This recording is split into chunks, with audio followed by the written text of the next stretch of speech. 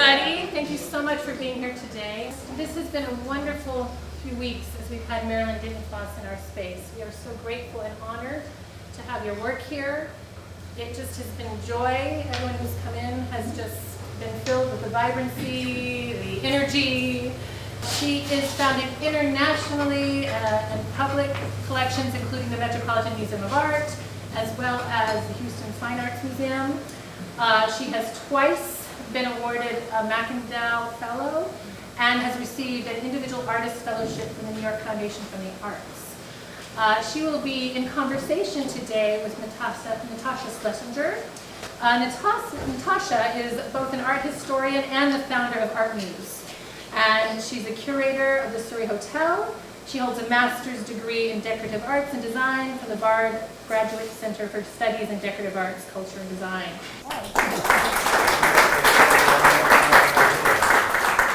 I want to thank Natasha for coming. Natasha brought a group to my studio some months ago. Yes.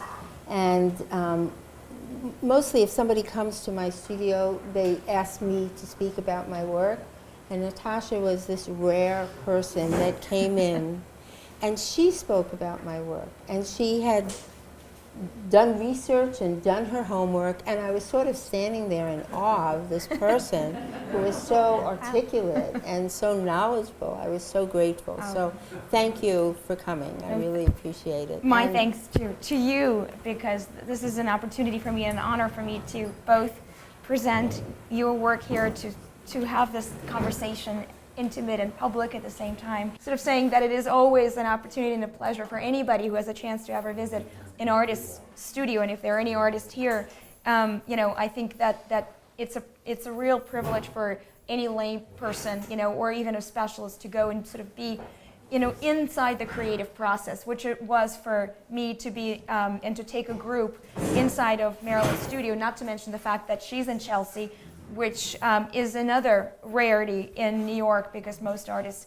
have had to move out of New York City, and Marilyn's studio is in Chelsea, in the heart of it. So it's a really a wonderful experience to be sort of in that amazing space and to hear you speak about your process, which is something that I want to bring up in our conversation today. And we're surrounded by these works, which of course, it's not looking at the page or looking at the screen, it's really being enveloped, as you had said. We have to be enveloped in her work to be kind of part of the installation, which is incredible. And I want to kind of, for all of us to experience that. And I think one of the first things that anybody notices about your work is that it is full of color. It is this luscious, physicality of color that you bring into your work. And I was looking and thinking about it over the past week and sort of getting ready for this, and I was thinking how almost jealous I am just of the fact that you get to live in that experience. You get to create this. It's such an incredible release of all of the emotional and all of the stresses of the world that you get to experience. And I try to, vicariously live that experience as we all, look at the work. And it really is, the physicality of the color is just incredible. I want to start by actually quoting an artist who comes to mind very much when one looks at your work, and I know it's been discussed, but I want to bring up actually his quote and then a quote from you, and just have everybody listen and compare. And this is a quote from Henri Matisse. So he said, and he spoke a lot about his work and a lot about color and form, but here's one particular way that he spoke about color. He said, I cannot copy nature in a servile way. I am forced to interpret nature and submit it to the spirit of the picture.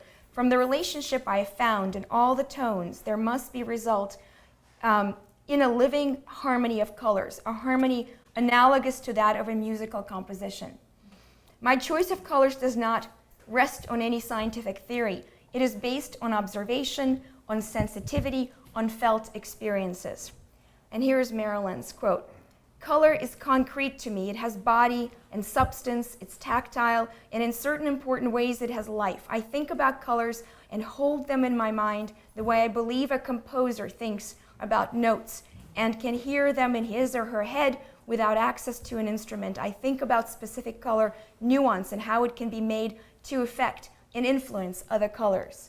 So here we have Matisse, and here we have Marilyn's own words, very much reflecting and kind of conversing, echoing one another. This idea that colors are like musical compositions. You hear them, you sense them, you feel them. So I want to ask you about that now that we have sort of heard what you have said in the past, what Matisse has said. What about color that really kind of resonates with you? What are you thinking when you're bringing up and starting off your color compositions, with color? Because you add so much. It's not just one color, they're never one. There's always this balance, almost like a debate between these colors, between you and the colors, and you bring color into the world through your paintings. I like the quote. I like both quotes. Thank you. For me, it's right. Color is palpable. And I do feel and have always had this connection with a composer of when a composer is thinking about creating something, a note has a certain resonance, and that it is the association and connection of putting those notes together in a certain way, in a certain rhythm. And you mentioned about being at MacDowell, which I was there 2 different times, and it's the most wonderful place. It's an artist colony where artists go to work. I always say if you're an artist and you've been very, very good, when you die, you go to MacDowell. It's that perfect. But it's very interdisciplinary. So there are composers and writers and poets and filmmakers and sculptors. And every night after dinner, people sit around and talk about their work. And we talk about what do you get as a composer? And you think, wow, well, if somebody's listening to your work, they're doing it over a long period of time. And if somebody commits to a book, you have that. And I'd be like, well, what about a painting? Because you can see a painting. And a composer friend talked to me about the fact that with a painting, you can sit with it, you can explore it, you can get something. One thing that is important to me is to sort of pay back interest from a viewer.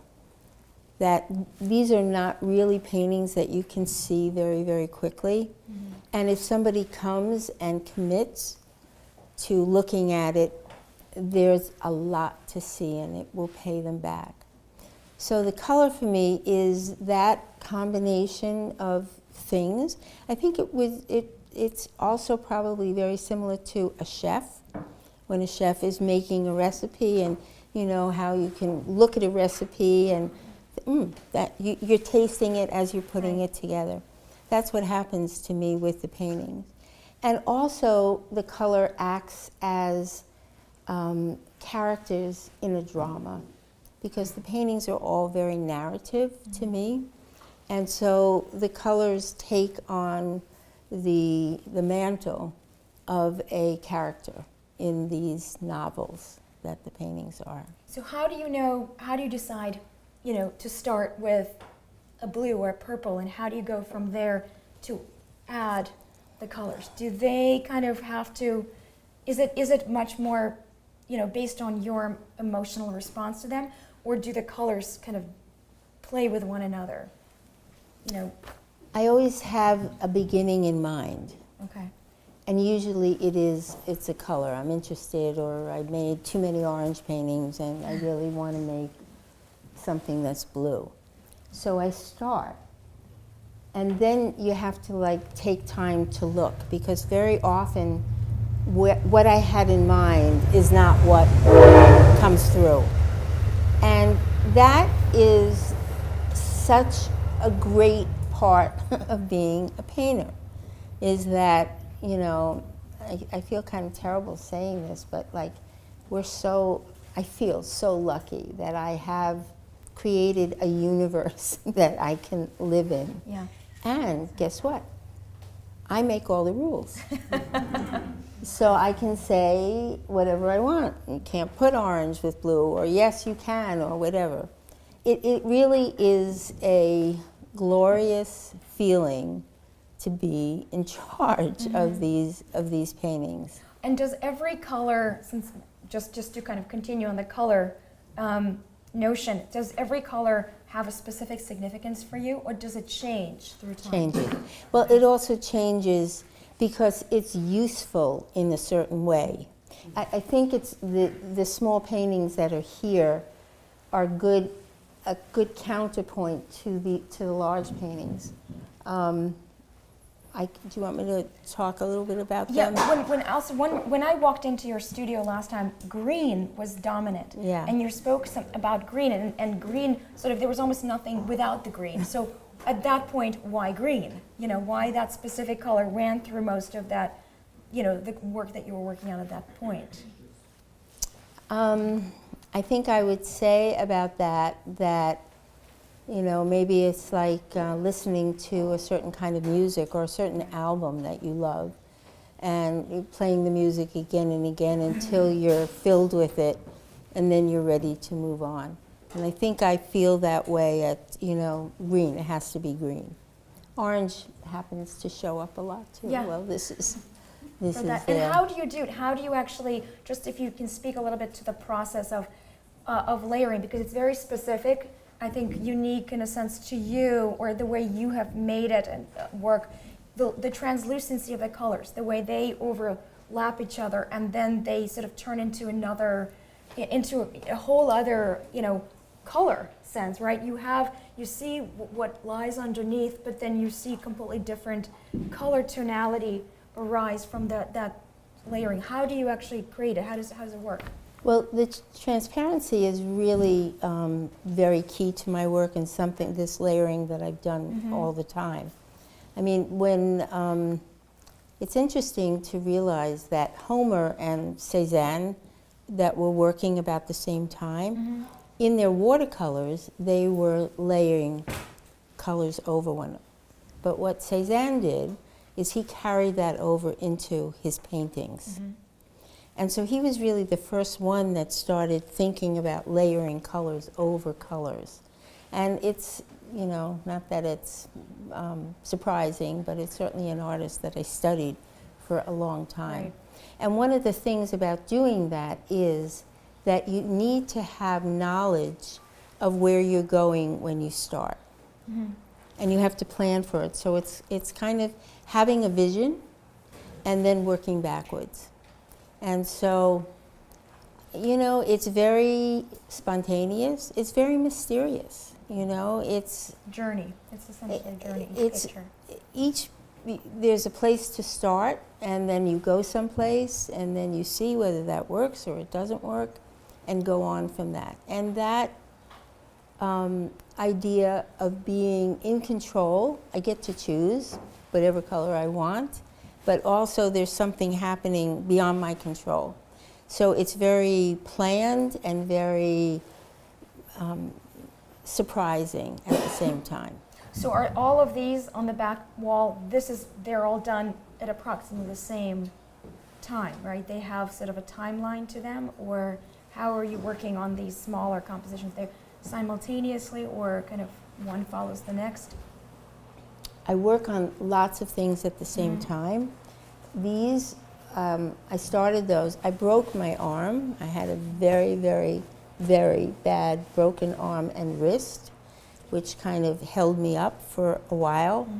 And when I started to go back to working, I really couldn't do very much, and started working on these. I have a little more than 100 of them, and now I'm going to 365. I decided that's got to be the number. And so it was a matter of being, I could manage it. And they're paper, they're not on canvases. And the scale was something that I could, you know, manage.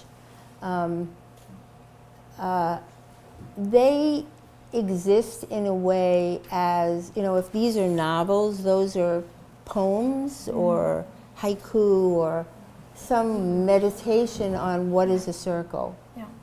And what is it? Obviously, I am thinking about that. What is a circle? So these are happening, you know, all the time. Yesterday, when I was in the studio on Thursday, I made 6 more of them. It has a lot to do with what's sitting out on the palette, and do I have time, and this and that. So it's an ongoing project, and it's a surprise, you know. It's great to have an opportunity to get, you know, immediate gratification, which is good. And so they're just explorations, and each one has this sort of place in my life and sort of sending them out. And sometimes the small becomes the big, or they're completely independent? Not so much. I mean, sometimes, you know, I look at them and say, okay, blah, blah, blah, blah, what happened here? I mean, I think it goes back and forth. Okay. I wish they were sketches, but this process is so different that it's just sort of informing the work and giving me a good time.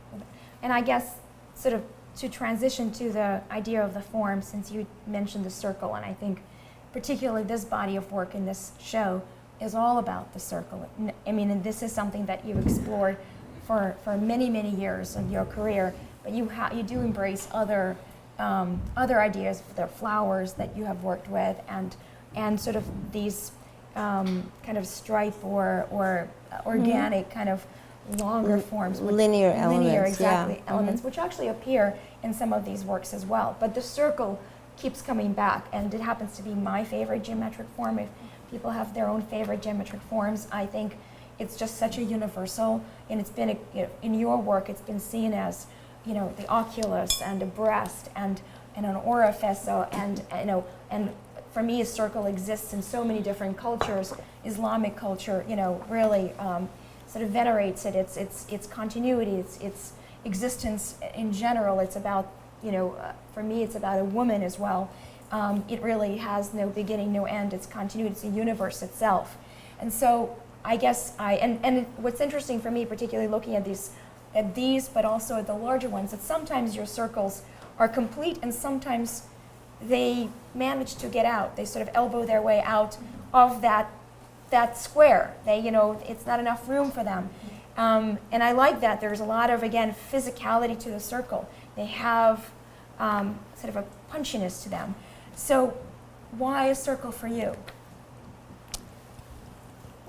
It's interesting when you look back on your work, you know, and I have a lot of years to look back on, that there's certain elements that have become a lexicon of symbols that I use again and again and again. And the circle in many different formations has been there forever.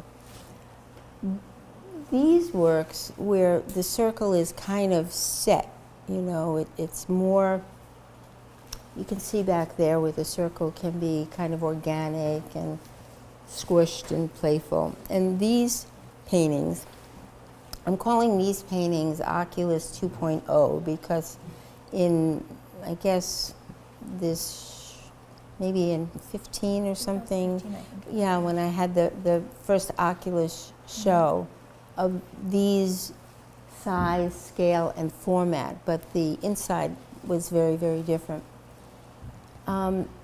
It just pays me back. It gives me a way to work that has something set, and then the rest is up for grabs.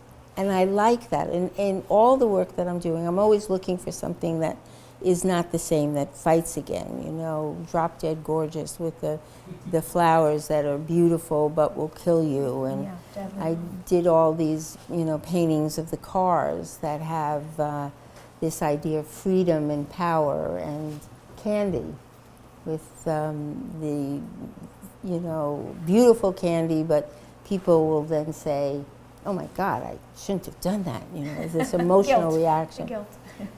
So what's happening with the circle now is that it is, it's just like, I'm just going to keep working on it while it continues to interest me. And so, I don't know if I answered your question. Yeah, no, but- just because, we all driven by certain inclination towards a color, towards a form. So, some of it is almost just innate. It's part of your being. That's how it is for me. I am somehow always attracted to these kind of colors, and I'm always attracted to this form, and I love this. It's just, I can't even explain it, right? We all have our preferences. So it's fascinating to listen to you, too, as an artist, why, that form. And the other, so the idea of the circle also, it's very much, it keeps everything in, right? There is a structure to it. And I think your work has both structure, a grid system, and at the same time, it's expressive, it's expressionistic.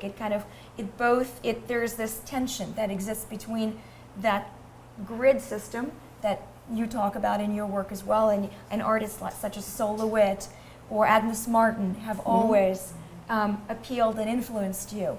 But at the same time, you know that you cannot be contained. And you set your rules, but you also break them at the same time. And it's that tension between that rule setting and that passion that I think really, for me, is what's so exciting about your work. So, so maybe now, the circle can take us into this idea of the grid, because your work is also, well, not so much in this room, but in the next room you saw, right, composed of these modules, these parts that create a bigger whole, and they can be taken apart or put back together, constructed. I think of your work as architectural as well. Mm-hmm. It's really building, it's the building blocks of something, of a universe, Mm-hmm. in a sense. Just the way that you speak about the 365 of these that just continue to grow and build. They exist on their own, but they also exist as a bigger whole, and it's endless. It's really, the opportunity is just, I don't know if you will ever finish. I don't think that 365 should be your finish. Just keep going, Right. because there's just endless potential in art and in expressing. But again, what is it about this idea of the grid that kind of energizes something? Well, I want to go back to Yeah. the idea of these circles and the word oculus, which is an important part of it, because these are circles, but they represent so many things. They represent the eye, Right. which is something that, rather than being contained, you're seeing out of. It both transmits light and brings it in. If you're standing inside the Pantheon and you're looking up to the oculus there, what you're seeing is not the whole universe, but you're seeing a part of it, and it's also the light that the universe is bringing into you. And so these are portals. It's a prism, but it's also a portal, which enables you to go in and see, and it brings you something back.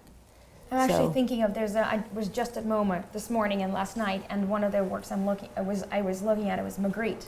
The Magritte, the eye, and again, it's the same thing, that you see the sky inside of the circle, and you see the eye sort of staring back at you, giving off the information, receiving, and kind of having this interaction with a viewer. In a sense, these are eyes that translate, right, or give you something back and enable you to in turn look at them. So that's very much, I was thinking about this idea of the eye, the Magritte eye, without the eyelashes, just kind of looking intently at you.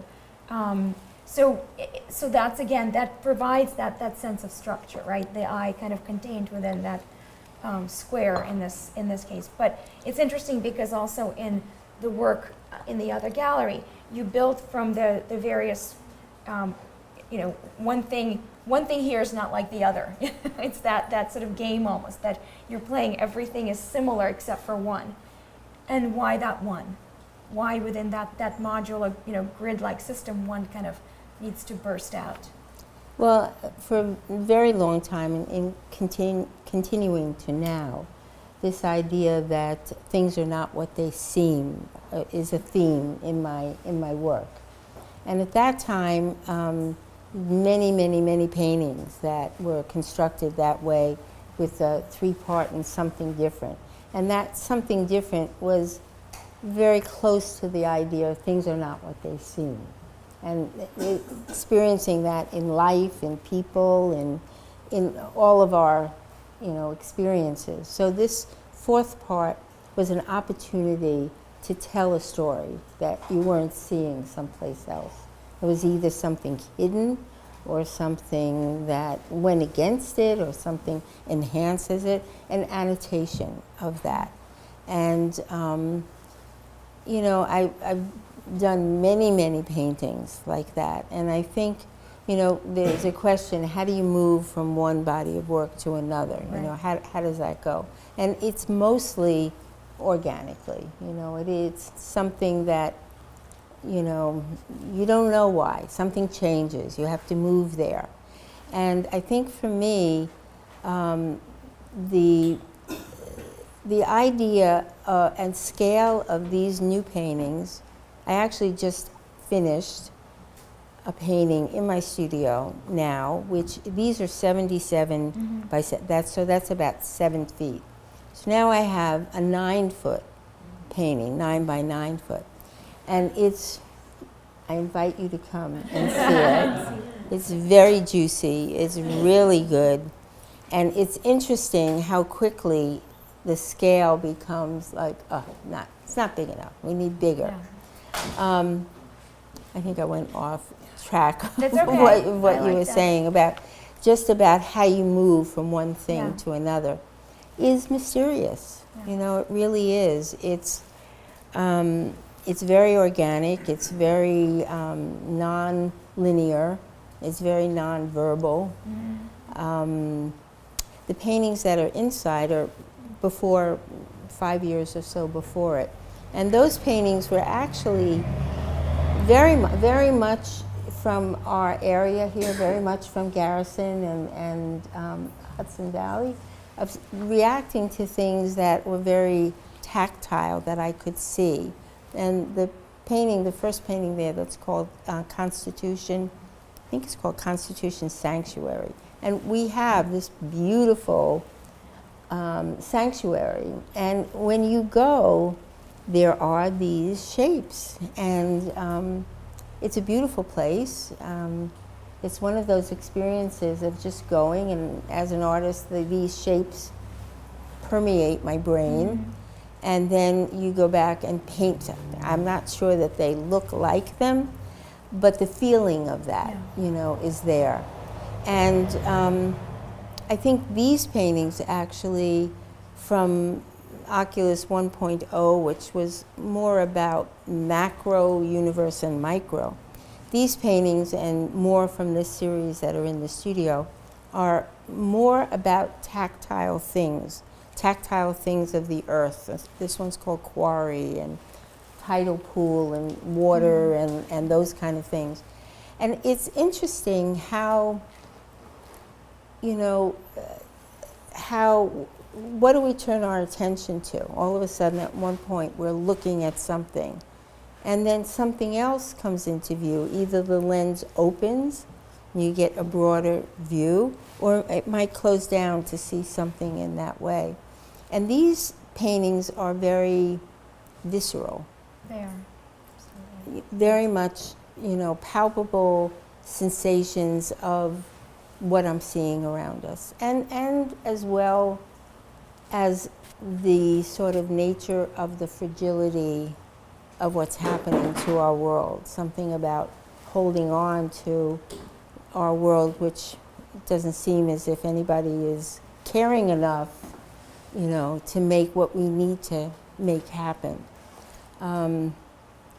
So the nature of the circle and how that all comes together is just part of this, you know, the relationship. Yeah. Yes, for that. And I liked, you mentioned the idea of the scale, and they are large, and I love that you made an even larger one, and that you had another one in the studio that was really kind of a mural size. And Mark Rothko would say that, you know, for him, large did not mean that you were actually, you would stand back from the work, from the painting, but actually that you were in the painting. You know, that it wasn't something small meant that you were outside of the experience. Something large meant that you were part of the experience. And this is what you, in fact, do. You know, you, again, to use the same word, envelop us with the work. You feel like you're inside of it. You're stepping into your own universe. And the circle, again, coming back to this, being is it a macrocosm or a microcosm? It's both, you know, depending on how you look at it. I'm reminded again of another work by one of my favorites by Kandinsky, which is hanging at this moment at the Guggenheim Museum, part of the Visionary show, and it is the circles, you know, on the black background where the circles overlapping, creating other colors. Again, is this something of a macrocosm or microcosm? Is it a cosmic experience or sort of a smaller, you know, under the microscope? This is the same tension or the same kind of back and forth nature of creation and existence that you're using. And just speaking also, I wanted to ask you about your influences. Now that we've mentioned Matisse and Rothko and Agnes Martin, who are some other influential artists for you who have really played a role, but not necessarily only 20th century? Potentially, how about back pre-20th century? Any artists who, you've traveled a lot, you've been to Florence, you've been to Israel, you've seen both the ancient world and the Renaissance and beyond. What are the other sort of, you know, great artists who really have inspired you and you've come back and kind of moved I you? think that my travels, and I have traveled a lot, especially when I was in Italy, whereas you would think that the paintings themselves would be what spoke to me, but actually my most concrete memory and emotion and stuff that I've used had to do really with the architecture. And it had to do with the architecture of the Duomo in Florence, and I did a whole series of like, how could I create the essence of this building in something very small, and I did like 50 of those. I think the sense of scale, when I was in Istanbul, I mean, this comes so directly from the expression of being in Hagia Sophia there, the scale. My most potent memories of that time really has to do with architecture, rather than the paintings. In looking at the Rembrandt etchings, however, and those were probably the things that sort of stayed with me the most, because and the paintings of having so much happen in such a small moment is something that I look for.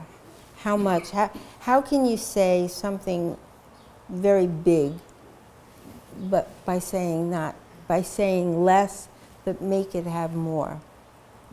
That's interesting, yeah. Because with the etchings, there's a lack of color, right? So we think of you as through the color, but there is this other dimension of the narrative that's an abstract for you, but at the same time exists for you. And there's a lot of the narrative in Rembrandt's etchings that you're definitely, Well, it's also by. about the line and how special that is. I did do a series of an edition called Perfect Pitch, which is all about this combination of how music and color are so much alike in terms of the vocabulary, how we speak about them with tones and complexity and composition and everything. And one series, they're large, is in black and white. And then it's the very same thing in color, and how that plays against each other. Yeah, I saw that at your studio, right? Yeah, which is, It's actually wonderful to see, and to kind of almost test your own emotional responses to that non-color, the black and white, and versus the colors. What do they bring out, for the viewer, for you? And you've done also quite a few public art projects. One in Florida with the whole parking. The parking garage, right? The lot sort of and draping where fabric and other materials were being used. Not the canvas, but others. What would be your dream public project? What would you love to do on a big scale, on a really big scale? An airport. I would love that. That's actually incredible. We needed that. There's something about just the scale of a hangar, which kind of speaks to me. But the other thing that I actually would really love to do has to do, and so funny with Adam and his current film, is stage set for dance and ballet. There we go. And Take note. I've had a couple of exhibitions. There was one in Greenville, South Carolina, big museum, whole museum. They brought dancers in and interpreted the paintings in dance. It was just fantastic. And I've had that happen one or two places before. The piece in Florida, in Fort Myers, was a fantastic situation. There are pictures of it in the book there, where images, small images, were blown up. They started off 36 inches, became 33 feet, and completely covered the outside of this parking garage. And people come into town and they look and they go, oh, this is the art museum. And they park their cars outside and then go in expecting to see art instead of that. And that experience, it was a commercial printing on a huge press, and I have a piece now that I just installed out in the East Hampton at Longhouse. At Longhouse, and that is a piece that it's a scrim. That is, and I've done another very, very large painting that was also using a digital component. So the idea of enlarging these, really, really big in a transparent way, where it really was transparent. It really was a transparent layer that could have the color and everything having to do with lighting. Yeah, that'd be incredible. That's. By the way, LaGuardia is in desperate need of, some kind of art improvement. So that maybe we should propose that. Guerrilla installation. Guerrilla installation, exactly, at the airport. That we should think about that. Why not? Yeah. You're game to that. So that's that. I love to sort of think forward. I mean, as much as we look back always and look internally, again, looking forward to what other potential, where does this lead you? So in terms of maybe on the smaller scale, what is your next serious exploration? Did you start working on this? Is it something that you're planning, or does it happen kind of on the dime, Well, I'm organically?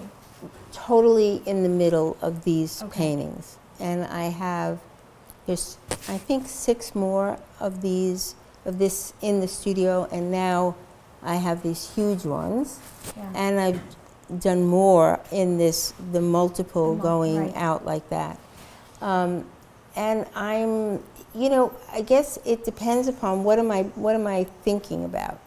And so if I go to sleep at night, what am I thinking about? And so at the moment, I am incredibly challenged, but also rewarded by what's happening right now. And I've done, I don't know how many, 16 maybe paintings like this, of this scale. And so then you kind of were like, no, you don't need another one of these. That's when I started doing that multiple. Right. And I have some others that are joining together. And then I had this canvas. It's just about 9 feet. I think it's 104 inches. And it's in 2 parts, and it makes a square. So first it was just in the studio, looking at it. Yeah. Just looking at it. Yeah. It was so nice. And just in the last week or 2 weeks or something, I was just like, we got to jump in. We just, we just have to do it. And it all happened like really quickly, and I'm really happy with the results. And now it's like more. Yeah. So it's almost like these works sort of speak to you. They kind of have this relationship. Actually, I'm also reminded Kandinsky once spoke about his painting with white border, and when he described it, it was sort of like this painting was teasing him, and it was, and it was sort of agitated, and it was fighting with him, and finally he worked it out, and he called it the painting with white border because the white border proved, as he said, the solution to the picture. So I love this. These paintings take on a personality. They take on this character, and they all have different characters, like children, like people, in their existence, and they kind of exist in you, and they call you. You wait until that moment, and then you kind of. Well, you do, kind of start a painting. This happens often, and then it's not quite finished, but you don't know what the solution is, and sometimes that takes a while, and so, I applaud and respond to that idea that, he figured it out, because I'm often in that situation where I've started. I've got a few paintings in the studio right now where I have to walk around and see what they look like, and I have a sense of confidence that there is a solution, but no sense of confidence of when I will figure it out. That's the problem. I love that. That's part of the most exciting thing to watch, to observe an artist create, go through the artistic process, through that struggle. I'm married to a filmmaker, and his artistic struggle is similar in some ways, because comes home and some days, it's just can't figure out what is the solution, what is the end result, and then there will be that breakthrough, that moment of like, that eureka moment, the aha, I got it, and it's so exciting, and I just partake in it from this sideline, but it is incredible to watch that resolution of that dilemma, of that problem. So it's been... I think I may have even said to you about this, that I feel a little guilty that my entire emotional being can be completely destroyed, miserable, and also then elated in the fact of that I can't find the right colored green. And it was probably when you were there that it's green, and there's many, many greens. So the whole, everything is good and wonderful in the world when you get to that color and you've come to a solution to something you were there. It's a really great feeling. No, it's very exciting to watch from the outside.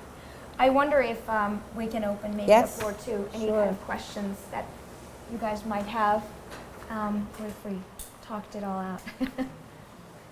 I wonder how you start painting like this. What is the starting point? What's the first, or how do you apply the first? Color. Color. With a brush or? Usually there's a lay down of color, and that's put on with a roller. Can I just say that that Marilyn has the most unbelievable collection of tools that I've ever seen in the studio. Things made from things you wouldn't expect to be brushes and application methods. It's really kind of brooms an incredible and things that are nailed together and wired together, and brushes with a broomstick at the end and that kind of thing. They're big, they require But it will always start with a color, and then go from there. It's interesting because, on these, I do, I love my phone, I'm never any place without my phone. And I don't talk on it that much, but to be able to take photographs of everything in process, because you can't remember, There's no way to, it just appeared. But when I look at that, I'm like, oh, where'd that come from? So, and yet I can, the decision tree, because it's always, should I go this way or this way? And then you have to decide. One thing that a lot of people will say is, how do you come up with all these ideas and whatever? You know, like, it's just like amazed. And of course, the thing is that the problem is that there's too many ideas. And so the process of working through is to, how do you edit, you know? So I've done these paintings, and now I have, you know, 18 more that I have, you know, stacked up like planes landing at LaGuardia. And how do you pick? That is what the problem is. Yeah. And it's how do you have enough time? How do you have enough canvases? How do you have enough everything to make them happen? How do you know when you're done? You have so many layers, there's so much in the process, and we just see the end piece, but what happened to make you stop? I can't think of anything else to do with it. And sometimes I have something where somebody else may think it's done or whatever, but to me, something else has to happen, and I may know or not know. But it's done when I have a sense of, you know, I don't want to change this color, I don't want to add, I'm just satisfied. It just happens. Hi, Marilyn. My question is, do you recall the moment when you were, however old you were, when you saw an artist or a show or, you know, a gallery show or museum where you decided that this is what you wanted to do? And how was that revelation for you? Like, just because, you know, being at the art center, we have a lot of children coming in, and I can say that during your exhibition, we had a program called CRS, which is with Garrison Schools. And it was from kindergarten to 8th graders that came into the building. And I don't think I've seen them respond to art in the same in a way of like a past show. You know, my tenure's not very long here, so I haven't seen a lot of shows come through, but I definitely know that yours was very inspirational to a lot of children, and just curious about how you came to be who you are. That's really nice, thank you. I actually was thinking about this, because you had mentioned that question. And I realized that from about the time that I was 3 years old, I have had a unbroken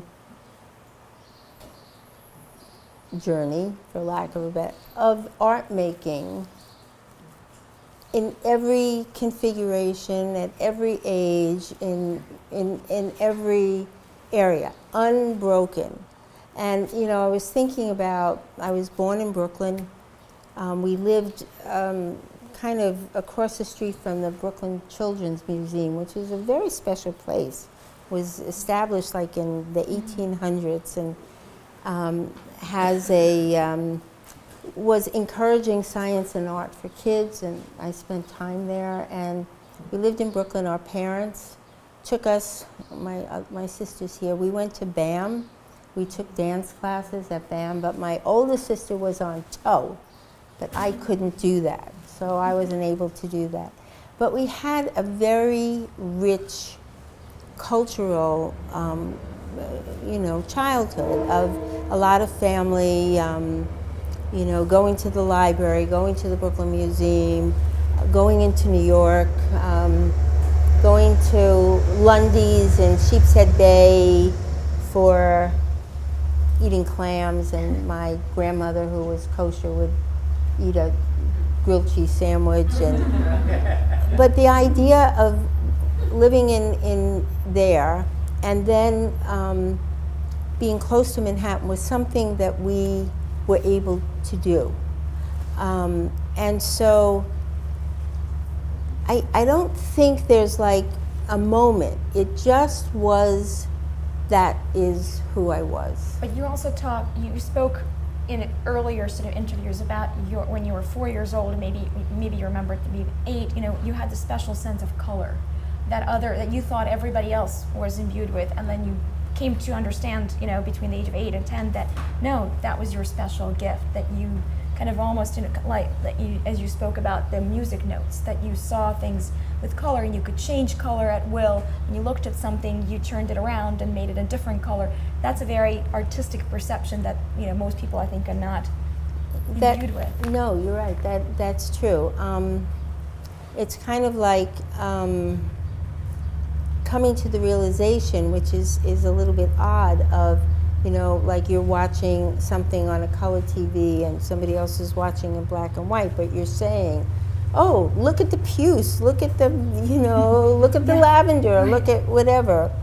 And yeah, not being necessarily able to share that until you finally find your way in the midst of other artists who are, sharing and seeing the same thing. And Marilyn, you attended and you graduated from Queens College, which at the time also had a very rich community of instructors, of artist teachers, and followed, I think you had said, the Columbia University kind of model, and it was very instrumental for you to sort of enriching, to bring you, and I think at the time, I'm not sure if your parents were surprised that you were going to chose that line of...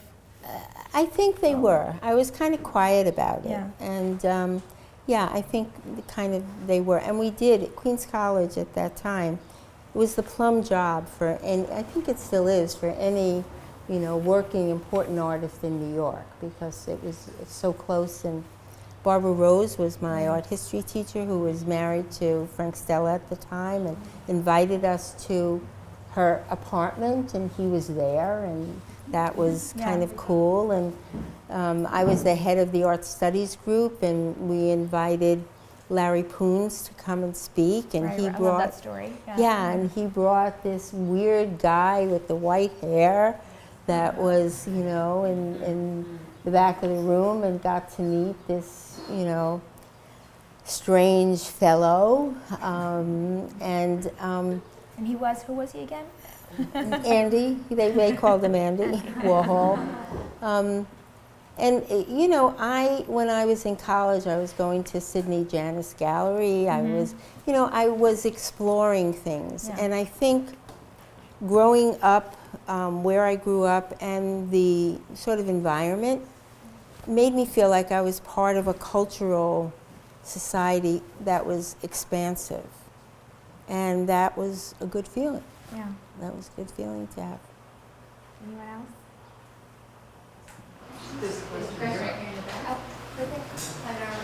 I know you did a lot of clay work many, many years ago. I wonder how it segued into the large paintings. That I did what? I said, I know you did a lot of clay work many, many years ago. Yeah. I just wonder how it transformed into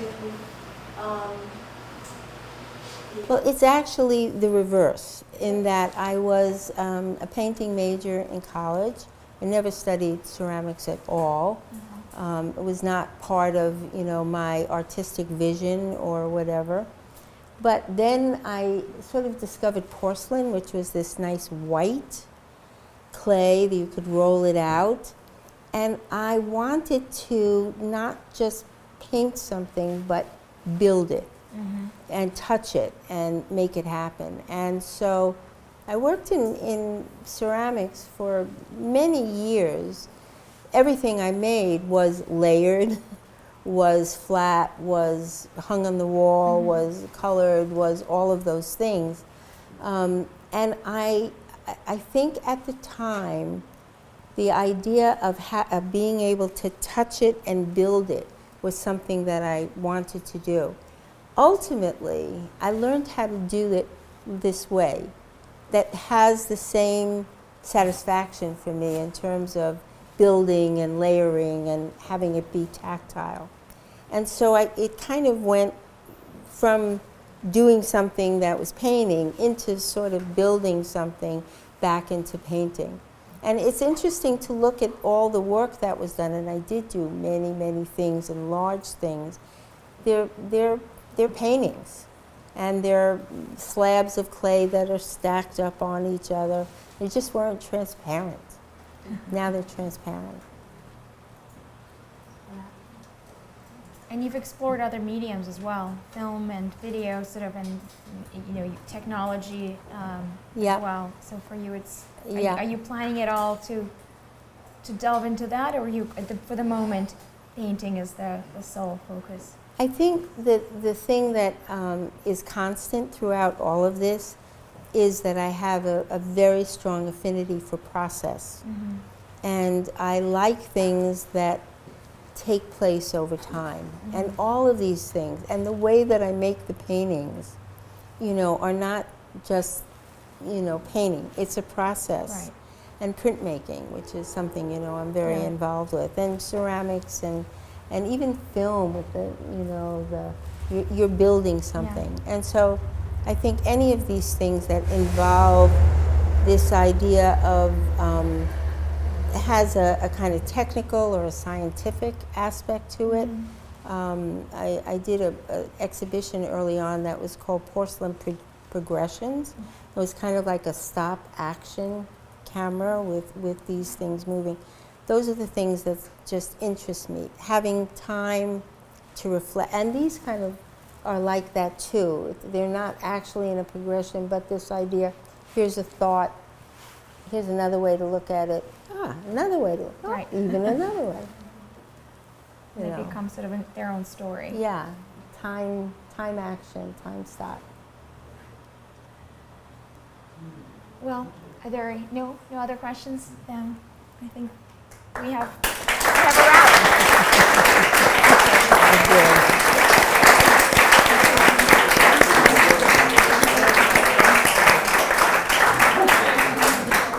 I just want to say that for an artist, you're mostly in a nonverbal situation. So to be able to speak with you and have a conversation and have all of you interested in what I'm saying is really great. And I thank you all for coming. It really makes it a very, very special experience for me. So it's Thank you. Thank you very much.